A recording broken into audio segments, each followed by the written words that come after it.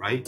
I don't know why it happened for me. I don't know why God chose me. I don't know why God gave me 17 years. I don't know why I had to stand in that 6x8 cell, right? I don't know why I was full of anger. I don't know why I was upset, right?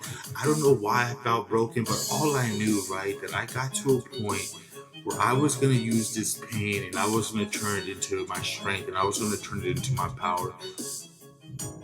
But I think the thing that really motivated and really like fired me up and pumped me up, because I felt at my lowest and I felt down and I felt like